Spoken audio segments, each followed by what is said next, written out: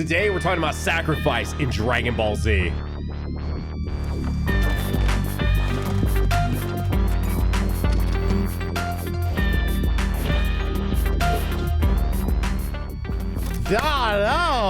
Nano, we just witnessed one of the greatest sacrifices in the entire franchise. Bro, this episode was not even unironically. This episode was great, bro. I'm looking forward to seeing what our ratings are on this one specifically, because that was a Dragon Ball Z ass episode of Dragon Ball Z. I was gonna say we've brought up the distinction between Dragon Ball and Dragon Ball Z a lot on this podcast, but this was another one that felt very Z. And because honestly, this one felt like a movie. Like normally you could say like stuff felt long and it's like an insult, like damn, where'd my time go? But I was like fully involved. When we got to the halfway point, I was like, oh shit, this is serious. Yeah, no, when we got to the halfway point, I was like, wait, we hadn't already seen this? Because I felt like so much had happened. It kind of just all like, what? It never stopped. The only slow part that was actually just slow was just the beginning. Yeah, but everything after that, I did too. That was hitting all the right notes for me, bro. I even said that in our reactions, which you can watch, by the way, by becoming a key member by clicking the join button if you're here on YouTube, or just going over, you save a couple bucks, go be a key member over on patreon.com. And if you guys are listening to us on podcast services, just search up Key Moments and you should find the Patreon. Become a key member, get access to our bonus content like our reactions and all of it. Thank you guys for supporting us over there. Doto did have an oopsie. I did want to address it. Some of you guys got bonus content last week for free. That was a bit of an oopsie. Okay, I'm getting used to this whole YouTube member thing, and I thought it was supposed to go live for members, and then it went live for everybody. So for those of you that got to see a little bit of it, that's our bonus content. It might be the best ad for it possible. Go watch it. We do awesome fun stuff, for the people that do take that just extra mile in supporting us. But we appreciate all the support. Thank you guys for being here. Thank you guys for watching us. Doto, we got some semi-breaking news that we got to talk about. I know it's not 100% anime, but it's kind of anime, but just anime and a very adjacent. What are your thoughts? I got to get this because you are an Xbox guy. What are your thoughts on the possibility that Xbox, in a much more gigantic way, but Xbox might be the next Sega? What are your thoughts on that, Doto? I hope not. That would suck. I say that I'm seeing people say that it's not a good comparison. Nothing against Sega, because I actually think Sega is starting to hit their stride again. But like the developer and not like becoming like pure publisher and not worrying about what platform everyone's playing on. But I do know you are like I don't know, I'm 100% Sony pony. I do be liking PlayStation a lot. I have a lot of PlayStation memorabilia, but I've always enjoyed Xbox and what Xbox has. But like, if there's a day where you and I are loading up to play some Halo and I'm on a PS5 and you're on a PC or an Xbox, is that not going to feel weird? Like, it would probably feel weird. I think so. Now that you got me talking about this, I think Halo is like the one exception to this rule, because I'm gonna be honest, as a big Halo guy, I was a huge fan of Halo. Halo used to be the face of Xbox, but if we're being 100% realistic, bro, Halo has fallen off. Halo is not that guy anymore. I think Halo should start worrying about Halo. Say that, by the way, but that's just true, man. It is. That's just true. Halo should start worrying about Halo. I wouldn't mind Halo going multi-platform, because I'm gonna be honest, it's just not that guy anymore. It could have been, but with 343 and the way they were moving, the way Microsoft was moving included, you're just not that guy anymore, pal. You need to start worrying about Xbox in itself. That being said, I haven't seen all of the information, but I do think it's weird that, because right now I feel like Xbox kind of has their foot on their neck a little bit. Like Xbox been catching a lot of wins. Xbox has been catching a lot of wins. I think the thing is, so just to add context to it, by the way, Phil himself just did tweet roughly an hour ago from the time we were making this podcast and said, like, we hear you guys. We are going to be addressing a shift in Xbox in the coming week or something like that. So like the rumors so far that have came out is that Gears might be going multi-plat. Starfield is likely coming to PlayStation. They're probably bringing Hi-Fi Rush to PlayStation and Switch. And then the other rumor is that Indiana Jones, which you'd think is one of their most high-profile AAA exclusive games for Xbox this year, is already potentially in the works for coming to PlayStation 5 as well. So, like, that's the rumors. And so then the other rumors are that, like, they're building towards this sort of, which I think that's what they've been building toward for a long time now, is becoming more of like a true one-stop shop, like, I don't know if platform is a bad way to say it, but just like an ecosystem that I guess goes beyond the barriers of just on an Xbox. And so I don't know. I think it's funny though, seeing all this come out and everyone was like, are they going to take Call of Duty from PlayStation? And now it's looking like their approach is just, which I always thought was a weird thing. Like, why not charge PlayStation people $70 for the new Call of Duty? And then like, hey, get Game Pass, come just play it on our Xbox. But if you want to stay on PlayStation, give us $70. Like, why would they ever pull that from PlayStation? That always felt like a weird move, but then they didn't put Starfield out on PlayStation, so it's like, well, I don't know. But now it's coming. Anyway, it's all still rumors, but it is crazy that Phil Spencer, while we've been making this podcast and doing our reaction, did actually tweet out about the sort of like rumors. Anyways, I know you are an Xbox head way more than I am. And so I just didn't know, like, do you feel a little betrayed by the fact that they're no, I wouldn't. I wouldn't say I'm that emotionally in it. Okay. I don't know. It would be interesting to hear what they have to say from a business side, because granted, I'm not really sure what competition actually looks like here and what's good competition, what's fair competition, because I feel like Xbox really could have like strangled these guys. I don't know. Like, they were in a position to strangle, other than like, I think with Call of Duty, there was like, they told the courts that they wouldn't like.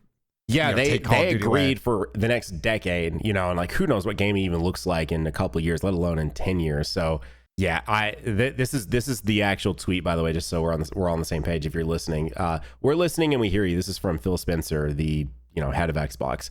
We've been planning a business update event for next week where we look forward to sharing more details with you about our vision for the future of Xbox. Stay tuned.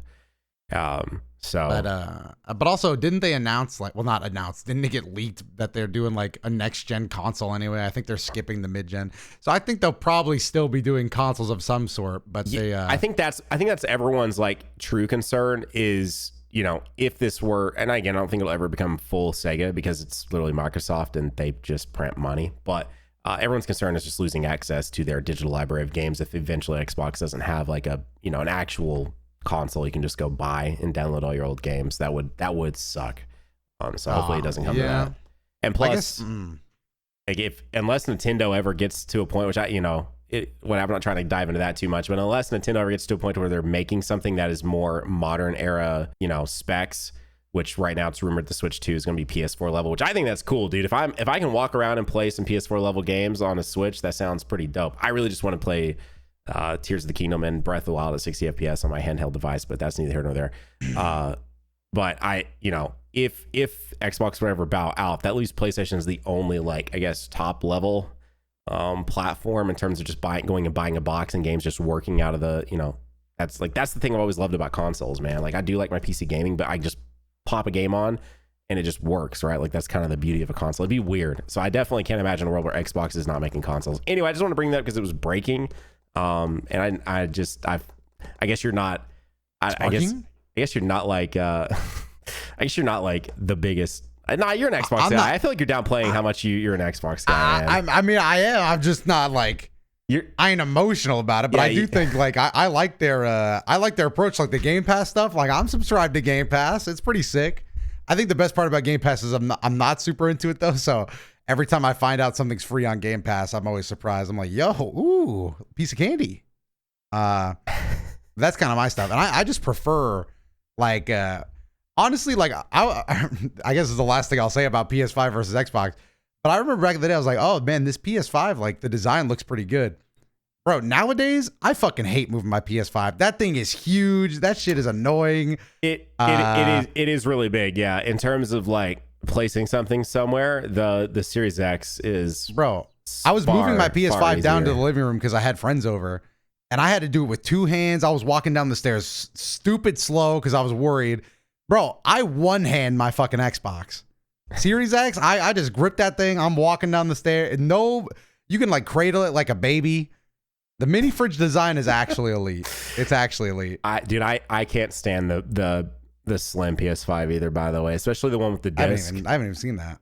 Dude, yeah, I have the disc. Dude, the disc version of the slim PS5 is just like, I actually really do like the aesthetic of the PS5, but I do agree it is absolutely just massive. But I cannot stand the slim version. It's just like, bleh. I don't like. Speaking of consoles, by the way, I picked up a blue Vita. Why? Just had to get the blue one? I'm not even the biggest fan of the Vita. Like, it just kind of is what it is. But I saw a pretty good deal on one, and I picked it up. And I think the Vita is a very pretty device. I have one like right behind me here. No, I agree. I think the Vita's like what should have been. I wish, because I definitely bought one when it came out, and I was pissed. Yeah, Vita came out at like a weird time, man. If they would have just fully embraced and like gave us just this big honking thing that played PS3 games, bro, that would have been like the most epic thing ever. The Vita was so good. I think it's still good. Like Gravity Rush was. Dude, people think of Gravity Rush as a classic, but that was shit was just a Vita game. That game was incredibly awesome. But you know what else is awesome, Dotto? Today's episode. What's awesome? Sacrifice of that's Dragon awesome, man. Ball Z, because we're doing a rewatch of Dragon Ball Z and we're dissecting the episodes. Dotto, this was the 19th episode of the Vegeta Saga in the Uncut Dragon Ball series, and episode number 25 in totality of the Uncut Dragon Ball series. And the original name was Tien Cries Out. This is my last Kyoko. All I'm hearing is every time we talk about the Japanese name of an episode, it is always the craziest fucking spoiler I've ever heard. Like that is actually crazy. Like Tien Cries Out, this is my final tri-beam. Wow. Thanks, guys. I was wondering what was going to happen in this episode. Looks like the edited part of the edited version of this name is called Tien Goes All Out. And then the Kai version of this episode, which again would be far faster in the series of Dragon Ball Z Kai, Sit Tight Chiaotzu Tien screaming tri-beam. Yeah, in Kai, I think Tien shoots this like right after Chiaotzu dies. Like he gets pissed and then he shoots it, I think. I've seen so little of Kai. What? Yeah. I watched all of Kai when it came out, week to week. I might put that on my agenda when we're finally done with this rewatch. I don't want to like do anything right now, obviously, but you just need some plans for 2045. Yeah. Just got to get something to your agenda. I do want it. I think the thing that killed it for Kai, and I'm gonna sound like the most like Faulkner head of all time. Here we go. I'll be real, man. Listen, I don't want any of you guys that are like true purists to hate me here, but I just cannot listen to OG Dragon Ball OST. It just does not hit for me. I don't know. It just does not fit the vibes to me personally. So yeah, I think that's the crazy, now let's talk about this for a second. I think that's the craziest thing. And I've always disagreed with people on that. But what happens there, Nano, is you and me have a core difference of opinion on what Dragon Ball Z is as a show compared to other people. Like they think it's like whimsical and fun and sometimes serious. I really think of it as like an action show. Like it's like Goku is a hero type beat, but he's not like, a superhero, like always trying to save people, but he's like a rock star. It's like rock and roll for me, at least. For other people, it's not. It's like, I don't know. Yeah, the whimsical and like the Japanese OST, it just doesn't. I don't know, man. I'm like, this is some crazy shit, and the Japanese OST is just like, do. And I'm like, what? I mean, dude, I need like, dun. Yeah, I think I mean, we say the DBZ meathead thing, but I actually think. And again, I'm forever great. I will always be grateful. I miss it every day because, Super can't necessarily be like this. Although it's easier to embrace new things when you don't have something old that you used to like that just changed. But I used to love, and this is for all anime, but I love American core anime, bro. I love when Americans get their grubby little hands on a Japanese show and just change it up, bro. Because they know what kid me wanted to see, bro. They saw Goku dashing in and they were like, bro, what is this like? We need some add some guitar in here, bro. We need some Rock the Dragon real quick. Gotta love Rock the Dragon. I don't get how people can't, like, I'm not saying you should be like your just favorite opening of all time, but I can't hate when people act like it just shouldn't even exist. Cause like Rock the Dragon is like, yeah, no, it's just, man, it's a core difference of opinion on what Dragon Ball is. But Yeah, that's just where I'm coming from on stuff like that. So I fully get it. I fully get it. So that's why I've never taken the time to watch Kai, because, and I do think, or not think, I know that the edits are out there of just replacing Kai's OST with Faulkner, and also not to say like the Faulkner OST always hits, because like definitely there are times where probably it could have been better, but anyways, it just generally fits the mood of what I am thinking is going on with these characters better than the original OST, which, you know, take that for what you will. Honestly, like, last thing on that is like the biggest one for me is like people like original. This is far off in the future spoilers. That's what I'm talking about now. But like Super Saiyan 2 Gohan's transformation, the original soundtrack, whenever that's played over it, I am so depressed. I'm like, come on, man. Yeah, everybody gassed it up like, wow, this is powerful. I'm like, powerful, bro. This is like melodramatic. What is this? Where is my rock and roll? Yeah, dude, when I see that tweeted, which it has been interesting. I feel like for the longest time on Twitter, for the most part, there are more people probably like us. And now it's like shifted to the more purists. And whenever I see people tweet that, and they will add in something about how like this just fits it better, and I'll click on that for a second. I'm like, whoa. I'm not trying to re-experience Kakarot, because Kakarot, you know, was more true to the nature and like used a lot of the original OSTs, you know, or at least similar to it, if not most of the time just straight up the original OST. I'm like, I wish this was Ginyu transformation theme right now, which again is the dumbest thing that is what worked there, but that was what they used when Cell's being killed, and it works. It doesn't help that that's our opinion. It's like, if only they played the other, if only they reused that one thing here. Yeah. But dude, and there are just so many tracks that do just be hitting like so much better too. Like, and again, so far off, but I think specifically, because I just saw a meme about this and I meant to show it to you as part of the podcast bit, but is when Ultimate Gohan, we talk about the scene all the time because you like to quote the fight you. Yeah. When he shows up, the like Mystic Gohan theme or whatever that it's called, that shit hits so much more than the original Japanese OST to me. Like, it's not even comparable. Ultimate Gohan was an American character. Even in the Japanese version, though, Ultimate Gohan is an American ass character. There is no other take on Ultimate Gohan. That guy was just rock and roll, beat your ass, dude. He was the meathead. He's meathead. He's the most meathead Dragon Ball character.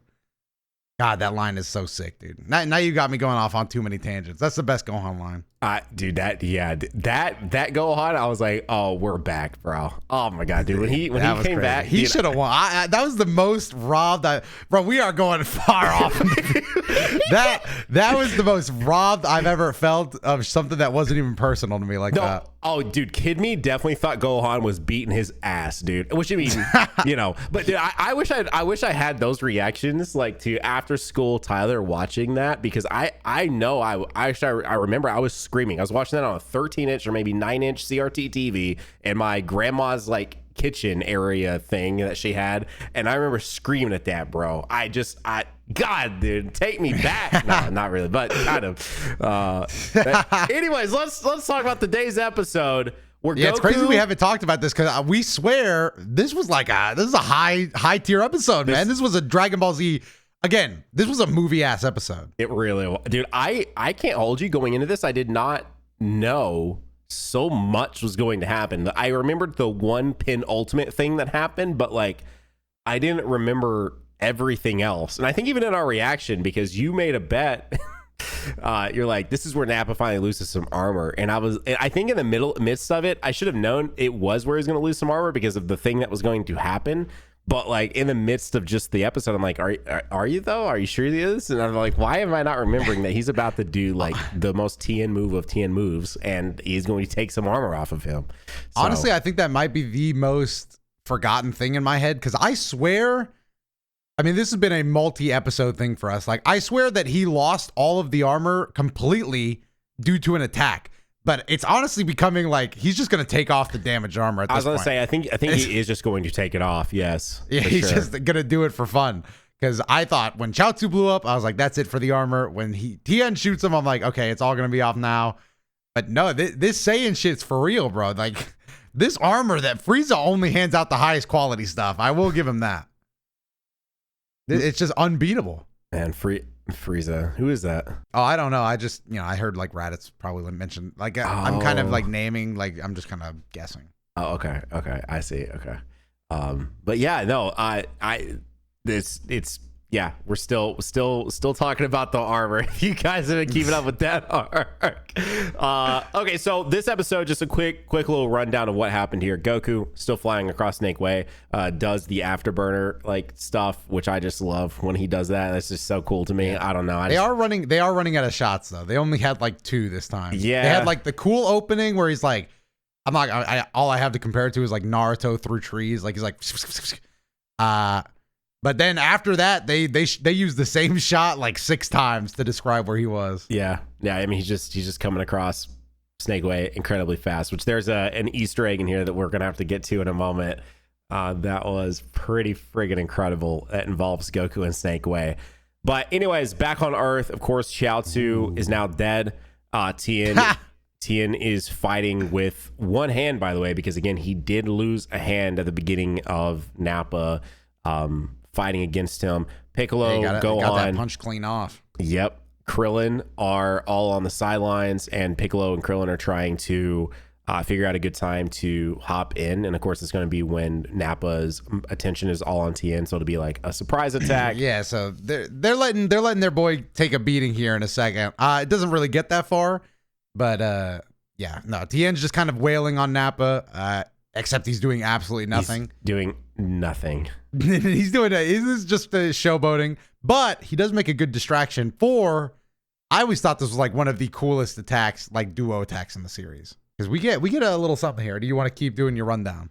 No, that's pretty much. I believe that's pretty much where we would be at actually at this point, because Nappa's in the air and he's about to fly down towards Tien, and that's when Piccolo and Krillin say, "Let's go." Yeah, they charge at him. This is their trio attack, and I'm gonna be honest. This is one of the biggest fumbles in all of Dragon Ball Z. I don't know why they laid it out like this, but I think who starts up? Piccolo lands the first hit, right? Yeah. It's I believe it's Piccolo, and then Krillin does the thing, because then that ashes at the frame they used for the fighters, because it really did look a lot like the frame reference for during his fighters level 3. Yeah, like spiked down, like you bent it down, but. Then it's just like, I don't know, dude. When they actually land a hit on Nappa, it just feels so good at this point, because the Saiyans just look invincible. That landing physical hits feels so good. I agree wholeheartedly. But what is the biggest fumble, at least in this era of Dragon Ball? Again, they start with Piccolo. Piccolo nails him, gets a shot on the chin. Nappa flies back. Who's that? Krillin. Krillin's there to knock his bald ass down. But this is a 3-man attack, Nano, and they left it up to the 5-year-old still in diapers to finish off this trio. I'm not sure why. I don't know why Piccolo pitched it like that. But yeah, Gohan, he gets scared. He freezes in the moment. He chokes. I guess to me, Dato, like, and again, I'm not in this world where these aliens have, come down out of the sky and they're big and they're bad and all that. But to me, currently, if you placed a 8-foot bald man in front of me, or a like 30-foot T-Rex, you know which one I'm choosing to fight? The 8-foot bald man. not the 30-foot T-Rex. I'm not gonna lie, this is some character regression we're seeing. We knew it was gonna happen, because filler Gohan, bro, is chasing down a dinosaur, cutting his tail off and eating it live, bro, doing it live. Now, don't get me wrong. I'm not saying I don't understand how a 6-year-old could be afraid of the most powerful people he's ever seen in his life. He's aging up slowly with you, because he was 5 and now he's 6. So no, but so the 7-year-old, like, has this big. Sounds canonical, like, because somehow he becomes a teen, even though he's like 12. So this like 7. I got beef with people that say 7-year-old me also would have froze. In fact, mid-20s me would have freeze here and panic properly. But I mean, come on, bro. A Masenko, you couldn't have fired a Masenko. You couldn't have gotten up there, maybe just put some hands on it. Or why? Or Piccolo, honestly, this falls on him. Why is Gohan not leading the strategy? Or honestly, step 2 would have been perfect for him. No pressure of going first, no pressure of ending it. Yeah, the follow through. It should have been Gohan and Piccolo in the air, and Krillin finishes it with a Destructo. That would have been so sick. Honestly, it should have been like, let's talk about it. Krillin, Gohan in the air, Piccolo with a special beam cannon on the ground. Ooh. Yep. That's honestly, we've seen it work on Saiyan armor. I got a question for you, Doto. Go ahead. Obviously, I think every person ever has at least done a Kamehameha at least once in their life, right? Like you've pretended to do a Kamehameha. Yeah. Have you ever pretended to do a Masenko? Absolutely.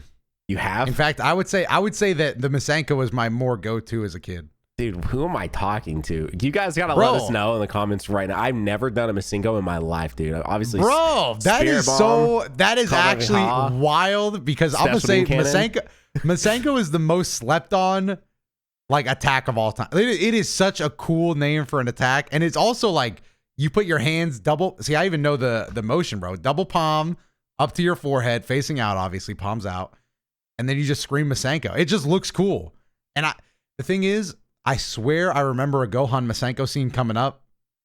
I don't know if it might be Namek, but I feel like it's in the Saiyan Saga. No, it's definitely Saiyan. And it looks good. Because I specifically remember him in this current attire for sure, and this current haircut and all that. It looks good. And also, Nano, we haven't met him yet, so you probably don't know the guy, but Trunks does Masenko too. So that also made it cool. Okay. So I was doing Masenkos in the bedroom for sure. Because again, it's like Kamehameha is iconic and definitely the top tier one. Don't get me wrong. I was doing a few of those too. Even like, bro, Kid Me was so sure I was going to pull it off because I would also aim it at like the roof to minimize damage to the house. That's the kind of cope I was on. But Masenko, Masenko, it's just a cool name. Dude, I can't believe you said that. So you put Gallic Gun above that? What? Yes, dude. I have absolutely done a Gallic Gun, bro. I'm not me, bro. That uncomfortable ass fucking arm position. That one is. Dude, the big one that was like on our playground was could you do a big bang attack, and like could you actually get your hand like properly flat with your fingers up? God, that hurts even trying to do that right now. I'm trying to do that for the camera. And like the crooked thumb in front too, if you want to be like totally accurate. Okay, well now you're getting a little crazy. But yeah, we would all try to see like how high we could get our hands so we could try to do a big bang attack. But yes, I can definitely say I've tried many other Dragon Ball moves before. Maybe it's not a Masenko, I don't know, but I don't remember it. I can tell you that. Gallic Gun over it is crazy. That's all I gotta say. Like the playground tier list definitely. Gallic Gun, uncomfortable fucking hand position. But of iconic moves to me, dude, I'm saying Gallic Gun is way more iconic than Masenko, dude. What? I don't know about that, but that's just like I feel like I'm excited to see what the comments say on this one, bro. Because I can't imagine anybody that watched this shit as a kid was doing Masenkos, bro. Because you got to think about it. You got to think about it. You got to think about it, Nano. There's gonna be more. There's gonna be kids. There's gonna be kids that were probably the same age as Gohan. So when they saw him do Masenko, that they were like, oh, I could probably do that one. Bro, this is about to be a tweet, bro. I'm about to have to tweet with a poll, man. Anyway, any beam would have been good, but Gohan chose to do none of them. And in fact, he actually runs and hides behind a rock. Yeah, over by Tien. Which is where he finds Tien's body on the ground. And do you think this is insensitive, Nano? Because he runs up to him and says, "Please don't be dead." If you were in a dying state, would you want to hear that or no? Probably not. Dude, I feel like not yet, but I'm close. I'm definitely thinking about it.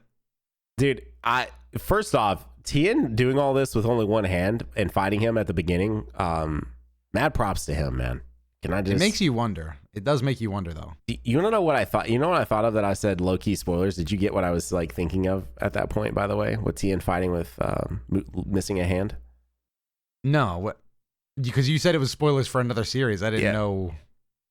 Slight spoilers, I guess, much smallish. I won't even know who it is, but I think you'll know. But JJK. Okay. There's a particular fight where maybe somebody is fighting without. Oh yeah. And I was like, whoa, okay, wait. I get you. You know what I mean, dude? JJK's got me by the throat right now, bro. It's just all I can think of, man. I'm just now introduced to the series, and I'm just like, you're just a fan, bro. That's all you are. I am in fact a fan. Anyways, but back to this particular fight. Man, they then use your favorite form. Yeah, I was gonna say, technique. Are you a fan of this one? Because I am. No, I think you're not. Wait, are we talking about the same thing? Yeah. Go ahead, say it. I don't know what they call it. What do they call it when they split into three? What? Okay, you're lying. They say the multiform technique, bro. Oh, okay. Sorry, I couldn't remember. Hang on, wait. You went on and on about how much you don't like this.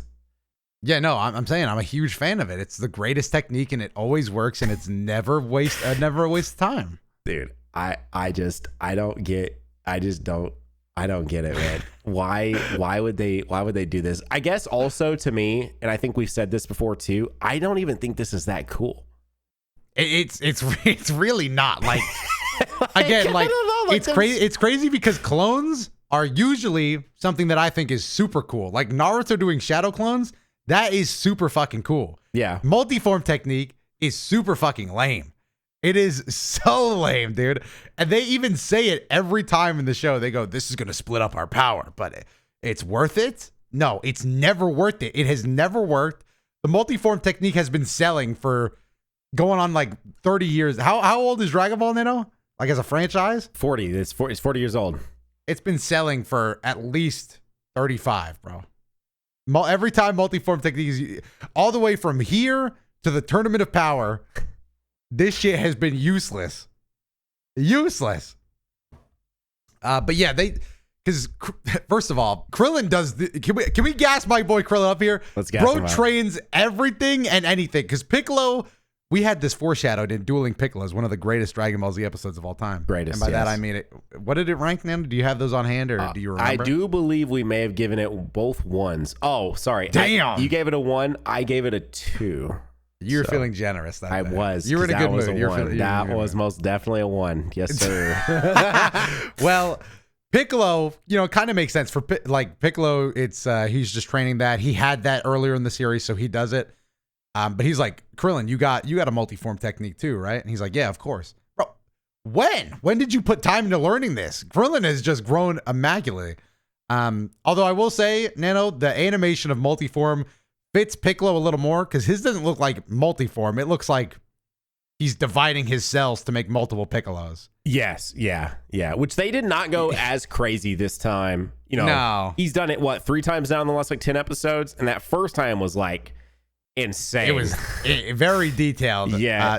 Didn't look as simple as Krillin or Tien's multiform technique. Yes, 100%. The second time that he just did it, like there was no really anything to it. And this time they went like the midway point. It was just like a little gruesome, but not like crazy gruesome, Yeah, and Krillin's was just instantaneous. So I think, honestly, I'm a little worried Piccolo might not be doing the actual multiform technique and might just be trying to replicate what he sees. But anyway, they tried to jump Nappa. Of course, it's useless. In fact, this technique is so useless, Nano, that the only cool part of it is that they Nappa beats their ass so bad that he beats their bodies back together again by force. You remember what I'm talking about? Yes, actually. Yeah, that was cool. That was the coolest part of this technique. That's how you know your technique is ass. When you bust it out and me and Nano during the reaction are like, oh, that was neat. Like Piccolo got fucking hard spiked into his other multiform, so they recombine. Yeah, nice technique, man. But it was, it was cool to see fighting. It was another cool section. Just technique. I just got beef with the technique. Yeah. I think that's really all there is to it. I would have almost rather just watch them fight him as themselves and not split 1v1v1, bro. Yeah. And that was another thing that you pointed out is what's the point? Like you already have the number advantage on him. It's still a 2v1. Why do you need to split it out to go more? I don't understand, man. I don't know. Like if me and somebody else were about to jump you, Nano, would you rather just get jumped by 2 grown adults, or would if we split and our heights got halved and our weights were halved and all that? Yeah, even in real life, I don't think this technique would work. I was gonna say I'm definitely taking you guys splitting into thirds because you think you're so tough now, but just wait until we turn into fucking 4th graders, man, because we're gonna be 4 4th graders, and then you're cooked. Hey God, this is toast. This is that conversation of 100 what is it, like 100 mini, is it horses or something like that versus one lion or something? I'm definitely taking the 100 mini horses versus a lion, bro. I like how I think you're combining 2 separate hypotheticals. I think so. I think it's lions versus 1 billion. I think it's 1 billion lions versus Pokemon was popular in it one, and then it was duck-sized horses versus horse-sized duck. Oh, that's what it is. You are very right. My bad, man. Hey, that's all good. I think your scenario was even more like intuitive. But anyway, what's up next? But what's up next is the penultimate moment of this entire episode. We get the flashback because we get the vision of Chiaotzu. Oh, yeah. That was funny, dude. In front of that was funny. I love how you say that's funny. Well, it wasn't supposed to be funny at all, but it was. Bro, it's like his literal apparition appears in front of Tien and goes, "I'm so sorry I died." Why'd you say it like that?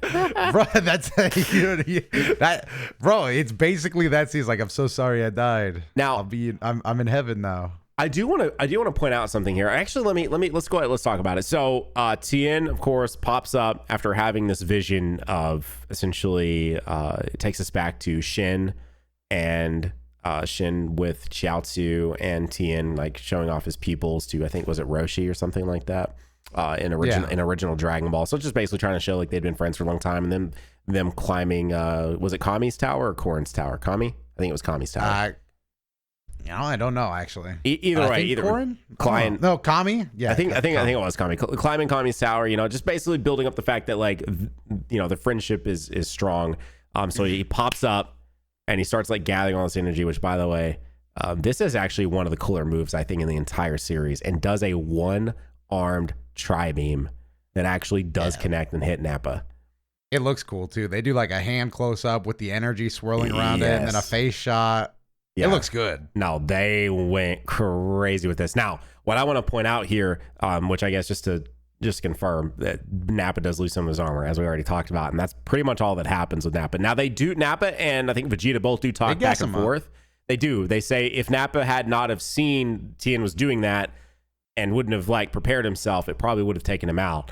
But unfortunately, he was able to prep. Again, where was Piccolo and Krillin here to like do some distractions to keep him on his toes? I don't know. It is what it is. But the one thing I will say, I did not realize or remember that it was specifically him putting his like last bit of life force entirely into this one-armed tri-beam. In my mind, I still remembered like Nappa coming down and I guess like, and killing him like that. Like, he actually kills himself in the same way that Vegeta does with Final Atonement. Again, I guess spoilers for 200 plus episodes away from where we're at right now. But I gotta start asking you what you remember these scenes playing out on, because that would have been a funny way for it to happen. Nappa just comes down and just fucking punches him one more time. That's what I thought. That's what I thought it was. Like, because like in my mind, I don't know. I know that there have been like instances, I guess, of like putting your all into it, but I guess I just did not remember Tien doing that with this moment specifically. So anyways, Tien does, of course, he dies from doing this tri-beam. and not only does he die, it was pretty sad in the episode, but he looks up at Nappa to see that he failed. Yeah. And his last words are, "I failed again." And then he fucking falls over on his face dead. Which brings up a couple questions for me, Nate. If I need to ask you, if you were doing like a last minute gambit in anything, it doesn't have to be, but let's just say you're firing like a life beam at somebody, and you have just like a few seconds of life left, do you look up to see if like it killed them, or do you not want to know? Oh, damn. I feel like it's easier to say I wouldn't want to know, but I think the out of morbid curiosity, I would have to know if like I just gave my life for no reason or not, like, because in the reaction I definitely said I wouldn't look, but thinking about it just on a human level, you definitely would. Like, you're like, let me see if I probably did get him. Oh fuck, I didn't. That would be like a depressing final moment, though. I'm not gonna lie. Yeah, that would not be ideal, to say it the least. But what I said earlier was like, makes you think. It kind of pisses me off that, one, we get confirmation that maybe this could have even killed Nappa if he wasn't ready for it. But why are we waiting so long to bust out these last second moves, bro? Like, can we not like, let's strategize, bro? Like, why was Tien not Gohan? Yes. Like Piccolo replace Tien with Gohan, let Nappa beat up baby Gohan for a few minutes, and then knock him down at Tien, blast him away, bro. Yeah, like if Tien had been there in Gohan's place and just hit him with this tri-beam, like Nappa would be done. Yeah, I guess I guess I'm just wishing that we got more all of your life into a beam moments in the show. I think that'd be cool. Yeah, man, let's just kill more of the cast. Hey, man, they do plenty of that. Now, if you guys aren't aware, Doto's favorite characters are the humans. So Doto's currently batting like 0-2.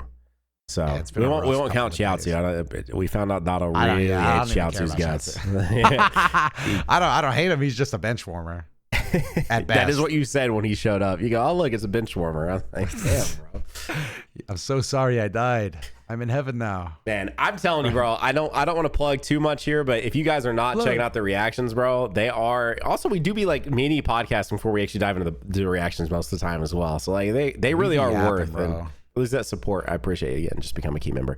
Now, Doto, that brings us to something that I actually like screamed at a little bit just because I don't know, man. I know that we kind of know what happens here, but like it just like it's so hype. So earlier in the show, Krillin called out Goku, and Vegeta's like, "Who's Goku?" and didn't acknowledge much past that. And that's when I was like, "Wait, so are we gonna get to that in this episode?" And then fast forward to the end of the episode, Nappa, is pretty much fine after this Tien beam, and is now heading straight towards Krillin and Piccolo, and Krillin calls out Goku one more time because Tien falls down and screams it, on a very good Krillin Goku, and that's when Vegeta says, "Wait, is Goku Kakarot?" And I'm like, what? Let's go, dude.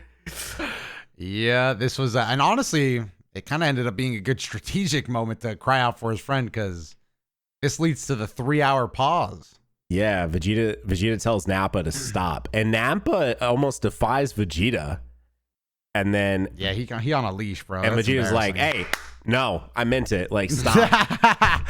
Embarrassing, bro. It's actually it would be embarrassing. Imagine being Nappa, a grown ass man, 30 years older than Vegeta, right? Or 20 something years older than Vegeta. He's definitely significantly older. Also crazy too. I mean, I guess like out of pure fear, but like he's loyal to Vegeta still, as the Prince of Saiyans when there are no, like, he's the Prince of nobody. There's the Prince of just Nappa. Yes. Yeah, technically to them at this point, yes. It's like, damn, bro, Nappa really is just like loyal, like that's just anyways, which, yeah. But anyway, so he stops Nappa from attacking Krillin and I said Vegeta and Piccolo, and now they're going to wait 3 hours to see if Goku can reach them in that 3-hour period. So, and that is essentially the episode. In real world, though, it kind of just sets us up for what we think is going to be some filler, but kind of honestly some hyped up filler. I'm excited for. I am beyond excited for what I think the next episode. We got some Nappa hijinks coming up. Now, before we do the rating, some light prank. You gotta tell us, are there any differences, Doto? Okay, Neto, let's go into some differences from the manga. Difference number 1, as said on the wiki, Master Roshi and the others watching TV coverage of the battle is exclusive to the anime. I'm only going to bring that up one time today for me and you, Neto, because we know that they're just adding in some additional talking scenes. The anime has an additional scene with Tien fighting Nappa in hand-to-hand combat before Piccolo and Krillin step in with the surprise attack.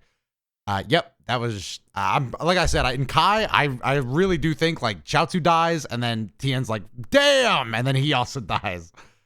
Piccolo and Krillin performing the Tri-form on Nappa is exclusive to the anime. That was a waste. Man. Waste, bro. And then while Krillin still performs his Kamehameha, Piccolo uses Makosen instead of the two-handed special beam cannon Double Demon Burst that he uses during the same scene in the manga. What? That's a deep cut, bro. So basically they say he uses a different beam. Okay, so we did not mention that part. So when Gohan does run, back when they were trying to do the 3-man setup to have Gohan finish him or do some damage to him with a Masenko, Krillin and Piccolo do recover and still go ahead and fire a double beam at Nappa, which did nothing because Nappa was able to recover because Gohan fumbled. But that moment was actually sick. Now, it's interesting you mentioned the special beam cannon because in the animation, it from one angle does look like a just general beam from Piccolo, and then it cuts and it looks like a beam, especially like a special beam cannon after that. So it's interesting that you're saying he used something else, I don't know what you said, instead of the two-handed special beam cannon, because they made it look like a special beam cannon in one frame, correct? Yes, they did. So that's like, maybe that was supposed to be like a little like, look, I don't know. Anything else? Although I will say the wiki gives them kind of like credit for this, but the double demon burst that they're saying he didn't do in the manga is what it looks like in the anime. Oh, okay.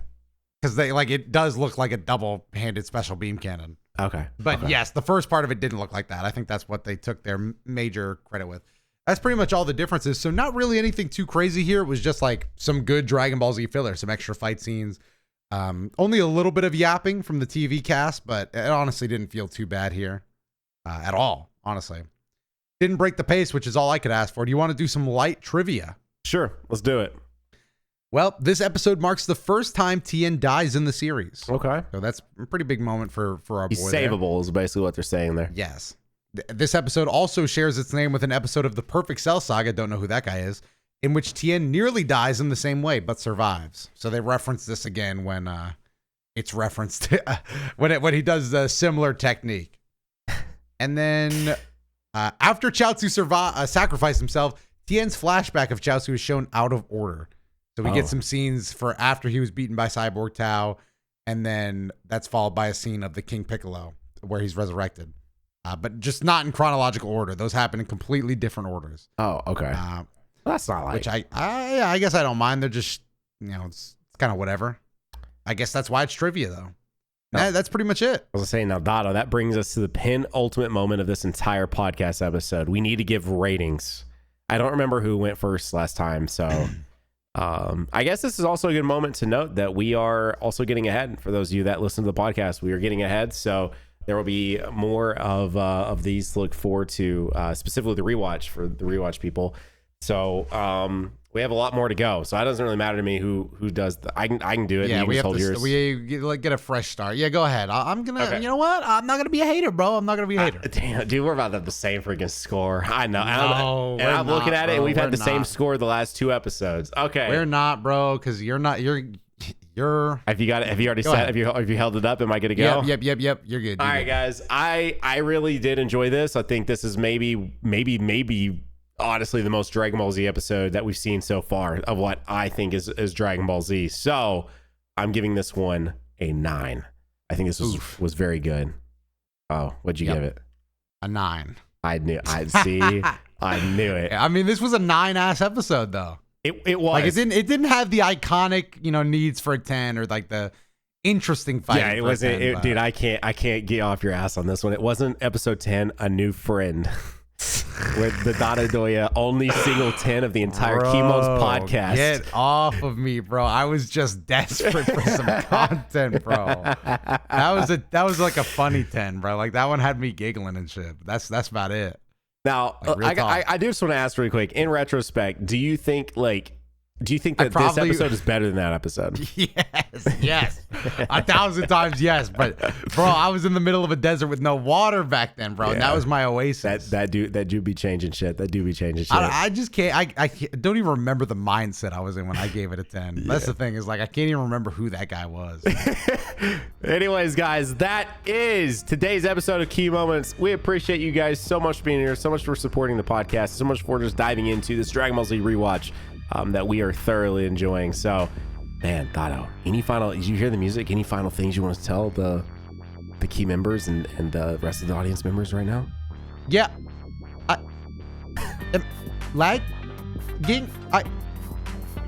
Hello?